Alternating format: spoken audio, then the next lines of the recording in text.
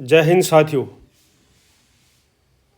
इस lecturer Hari Singh sir channel में आपका बहुत बहुत स्वागत है। मैं हूं lecturer Hari Singh sir, retire सूबेदार मेजर और लेफ्टिनेंट। 34 साल सेवा में नौकरी करने के बाद में मैं लेक्चरर लग गया और वीडियो के माध्यम से मैं आप लोगों से संपर्क बना के रखना चाहता हूं और इसमें मेरे को खुशी मिलती है।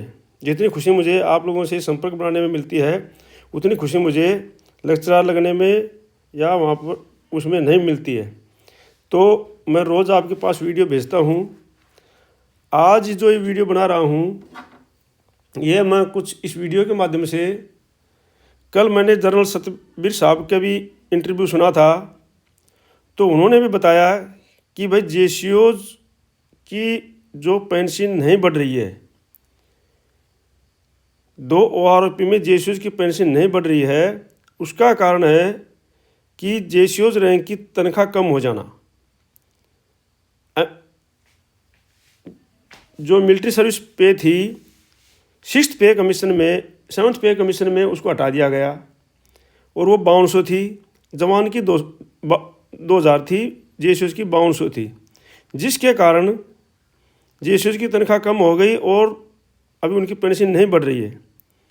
तो उन्होंने बोला कि हमने जो है ये मुद्दा रखा हुआ सरकार के सामने और रिटायरमेंट के बाद ऑनरी रैंक का भी मुद्दा ये रखा हुआ है। ये सारे के सारे इसमें एक लेटर है, मैं आपको समझाऊंगा, उसमें रखे हुए उन्होंने। और एक है जो मैं आपको दिखाऊंगा, जो हमारे सैनिक कल्याण मंत्री श्री गणेश जी हैं, उन्होंने रक्षा मंत्री श्री राजनाथ जी को बताया था कि सिपाही से लेकर के जेसीओ तक का पेंशन तथा वेतन का फार्मूला बदला जाए ताकि उनको पेंशन ढंग से मिल सके और उनको तनख्वाह भी ढंग से अच्छी मिल सके। ये भी मुद्दा उन्होंने रखा था। तो इस वीडियो के माध्यम से मैं आप सभी के द्वारा ये मुद्दा सरकार तक पहुंचाना चाहता हूं कि भाई ये जो दोनों चीज़ें हैं ये सैनिकों के कल्याण के लिए हैं और जब तक इन चीज़ों को नहीं माना जाएगा सैनिकों का सही ढंग से कल्याण नहीं हो सकता। ORP आई, लेकिन इसमें सैनिकों को, खासकर जेसीओज को और जवान को कोई फ़ायदा, बहुत कम फायदा, जवान को बहुत कम फ़ायदा हुआ है, जेसीओज को बिल्कुल नहीं हुआ है। जेसीओज को तो 2nd और 3rd ORP में तो बिल्कुल एक पैसा भी नहीं बढ़ा है, तो इसका कोई फ़ायदा नहीं मिला है। जब तक सरकार इन तरफ ध्यान नहीं देगी तब तक जो है भूतपूर्व सैनिकों का मोराल डाउन रहेगा और जो सैनिक हैं आज सेवा कर रहे हैं वो भी अपने फ्यूचर देखते हैं कि जाने के बाद हमको क्या पेंशन मिलेगी। तो सरकार से हमारा अनुरोध है कि इन दोनों जो मांगे हैं ये बिल्कुल जायज़ मांगे हैं और मैं इसमें जो कल्याण मंत्री श्री गणेश जोशी जी हैं उनका भी बहुत बहुत आभार व्यक्त करना चाहता हूं, ताकि उन्होंने रक्षा मंत्री जी के सामने ये समस्याएं रखी।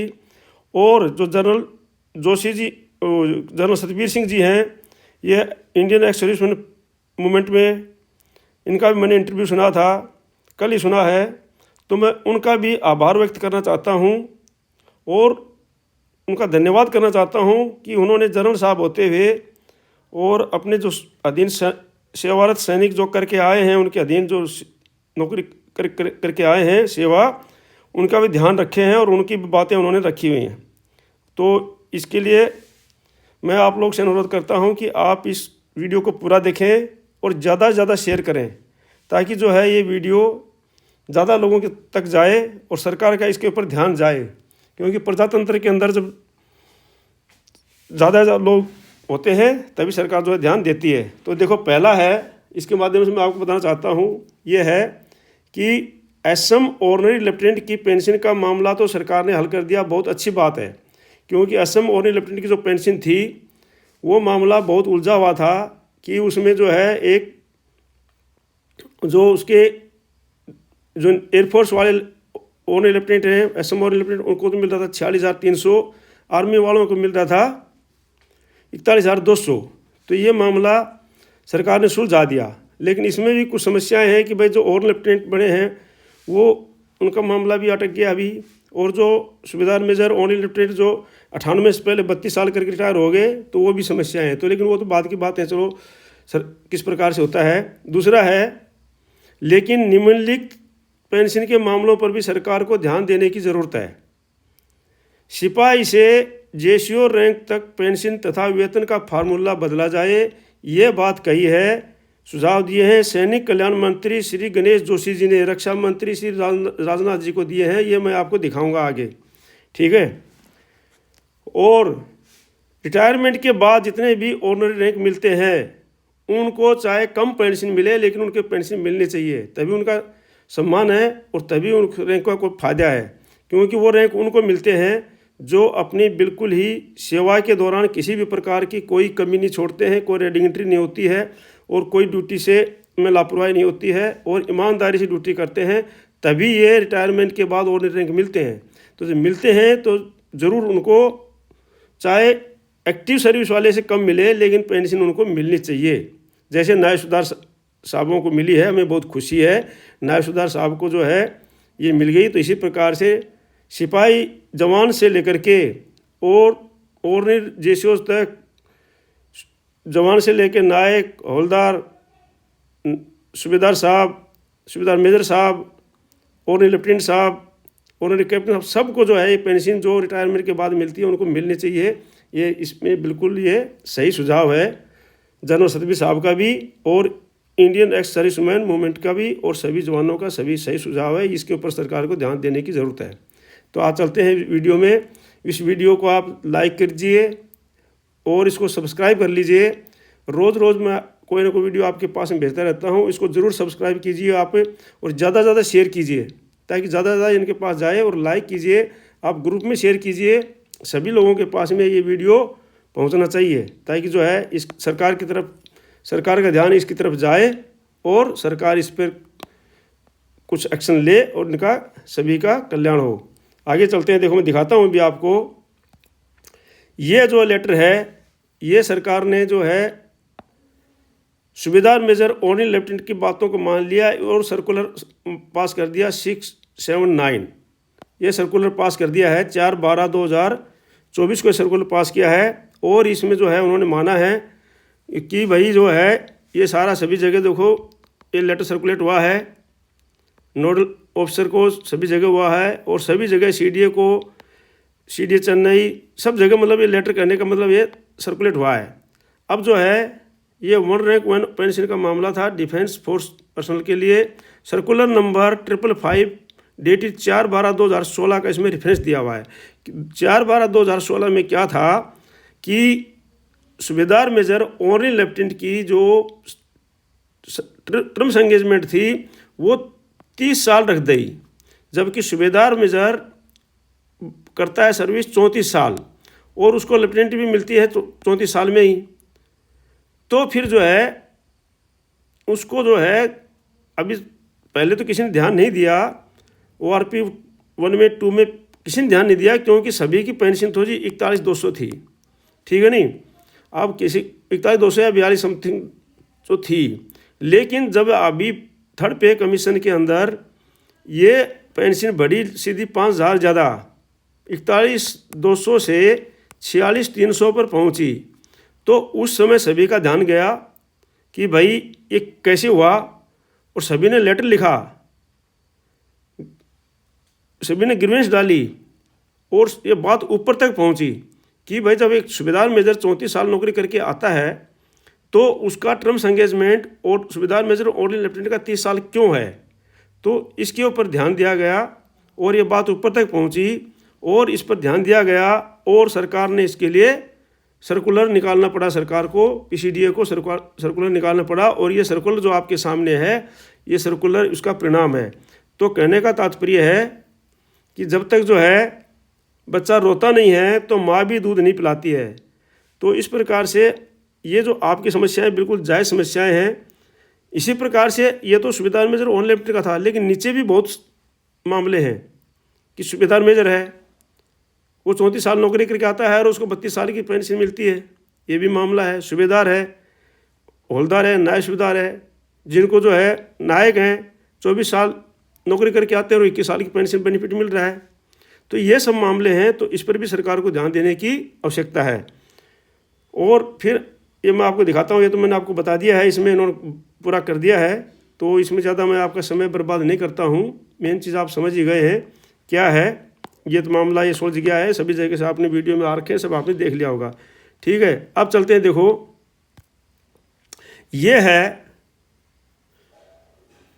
हिंदुस्तान टाइम्स का है कटिंग, जेसीओ रैंक तक वेतन का फार्मूला बदला जाए, ये कहा है सैनिक कल्याण मंत्री गणेश जी जोशी जी ने केंद्रीय रक्षा मंत्री राजनाथ सिंह के सामने ये रखा था मुद्दा। ठीक है नहीं, उन्होंने रखा था देहरादून विशेष सैनिक कल्याण मंत्री गणेश जोशी जी ने केंद्र सरकार से सेना में सैनिक से लेकर जेसीओ रैंक के स्टाफ का वेतन निर्धारण का फार्मूला संशोधित करने की पैरवी की है। नई दिल्ली में रक्षा मंत्री राजनाथ सिंह से शनिवार को नई दिल्ली में रक्षा मंत्री राजनाथ सिंह से मुलाकात के दौरान जोशी जी ने यह मुद्दा उठाया। जोशी जी ने कहा कि 7वें वेतन आयोग में बेसिक पेंशन तय करने के लिए कुछ मानक तय किए गए हैं। अधिकारी वर्ग से निचले क्रम में सैनिकों के राशि को 2.5 सेंट से गुना कर तय किया जाता है। अधिकारी वर्ग को गुणांक अधिक है। Lieutenant captain major lieutenant colonel के बेसिक वेतन का 2.62 मतलब 2.62, उसमें है 2.57, तो ये कम हो गया, से गुना किया जाता है। इसके बाद उन्हें बड़े रैंक में बेसिक वेतन का और उससे बड़े रैंक वालों का उनका किया जाता है 2.72 से। तो देखो ये है 2.57, और फिर उसके बाद में 2 ऊपर रैंक गया लेफ्टिनेंट से लेकर के लेफ्टिनेंट कर्नल तक 2.62, और कर्नल साहब से लेकर के जनरल साहब तक जो है 2.72 से गुना किया जाता है। तो जवानों का गुना कम होने से उनका वेतन अपेक्षाकृत कम हो गया है, जबकि उनका गुणांक उनके कम बेसिक के अनुसार ज़्यादा होना चाहिए। जोशी जी ने रक्षा मंत्री से अनुरोध किया है कि इस विषय का अध्ययन कर सुधार का प्रयास किया जाए। जोशी जी ने बताया कि रक्षा मंत्री ने इस विषय का उचित कार्रवाई का आश्वासन दिया है, और इससे पहले जोशी जी ने रक्षा मंत्री को उत्तराखंड के, चलो ये बाकी बातें हैं, इनमें नहीं ले जाता हूँ आपको, तो ये आपको दिखाई दे रहा है। देखो ठीक है ना, नई दिल्ली में शनिवार को रक्षा मंत्री राजनाथ सिंह से मुलाकात के दौरान सैनिक कल्याण मंत्री गणेश जोशी जी ने मुद्दा उठाया है। ये हिंदुस्तान की कटिंग है। तो कहने का तात्पर्य ये बिल्कुल जायज़ मुद्दा है, ये बात ऊपर तक गई है। तो अगर इस बात को बिल्कुल किया जाएगा तो आप लोगों से अनुरोध है कि ज़्यादा से ज़्यादा इसको शेयर करें, ज़्यादा से ज़्यादा लोगों के बाद ये बात पहुँचेगी और ये मुद्दा रखा जाएगा, तो ये ज़रूरी बात आपकी सुनाई होगी। अभी नहीं तो अगले पे कमीशन में या अगला फार्मूला जो भी डिटेल गवर्नमेंट अभी 1 जनवरी 2026 से करने जा रही है, उसमें आप लोगों की अवश्य सुनाई होनी चाहिए। और इसके लिए ज़्यादा से ज़्यादा आप लोग शेयर करें, लाइक करें, और मैं आगे बता रहा हूँ इसको, और सब्सक्राइब कर लें इसको। अब ये है इंडियन एक्स मूवमेंट द्वारा 23 नवंबर 2024 को लेटर सरकार के सामने। तो इसमें इन्होंने देखो बाकी तो रखे हुए हैं सभी चीज़ें।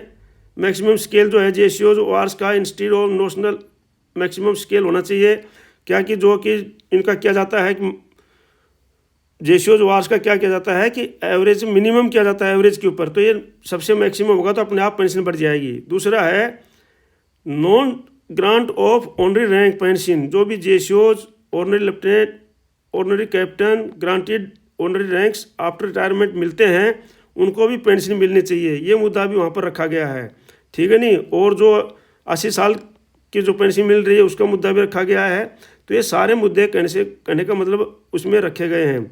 और जो है फैमिली पेंशन का मुद्दा, family pension to be equal to ESM pension and non reduce दो 60% ऑफ ईएसएम पेंशंस। और ये मुद्दा भी रखा गया है कि भाई जब फैमिली एक विडोज हो जाती है तो उसकी पेंशन रिड्यूस हो जाती है और उसको 60% पेंशन मिलती है, तो वो भी जो है एक ईएसएम के बराबर पेंशन उसको मिलनी चाहिए, ठीक है नहीं। और ये जो है इस प्रकार से सारे मुद्दे इसमें रखे गए हैं। और ये जो दिया गया है अपने ये जो है All India Federation of Military Veterans Organisation द्वारा इंडियन एक्स सर्विसमैन मूवमेंट के द्वारा, तो ये मुद्दे, ये लेटर जो है कल जनरल सतबीर साहब भी जो मीडिया वाले को दिखा रहे थे और मीडिया वालों को सामने बोल रहे थे कि हमने सारे मुद्दे जो है हम अपनी फाइल में रखे गए हैं और हम जो है सरकार से मिल करके बात करेंगे। और तो इस प्रकार से ये मुद्दे बिल्कुल सही हैं और इन मुद्दों को बिल्कुल सरकार ध्यान देना चाहिए। जिस प्रकार से सरकार ने सूबेदार मेजर और लेफ्टिनेंट की समस्या का समाधान किया है, इसके लिए हम सरकार को बहुत बहुत धन्यवाद करते हैं। उसी प्रकार से हम चाहते हैं कि सरकार जो है नीचे सिपाही से जवान से लेकर के और जेसीओ साहिबान तक सबकी पेंशन और तनख्वाह का भी समाधान करे और ये जो ऑनरी कमीशन रैंक जो रिटायरमेंट के बाद मिलता है इस पर भी ज़रूर ध्यान दें। जिस प्रकार से नायब सूबेदार साहबों को दिया गया है उसी प्रकार से जो सूबेदार साहब को मिलता है वो भी, सूबेदार मेजर साहब को मिलता है वो भी, हवलदार को मिलता है, एनसीओज को मिलते हैं वो भी, और लेफ्टिनेंट जो सूबेदार मेजर साहब को मिलता है उसके ऊपर, और कैप्टन मिलता है, इनके ऊपर सभी पर ध्यान देने की आवश्यकता है।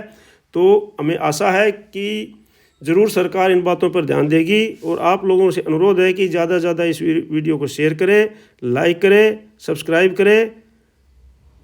जय हिंद, जय भारत। आपको ये वीडियो देखने के लिए बहुत बहुत धन्यवाद। आपका दिन शुभ हो, भगवान आपको खुशी रखे। ज़्यादा से ज़्यादा वीडियो को शेयर करना। जय हिंद, जय भारत।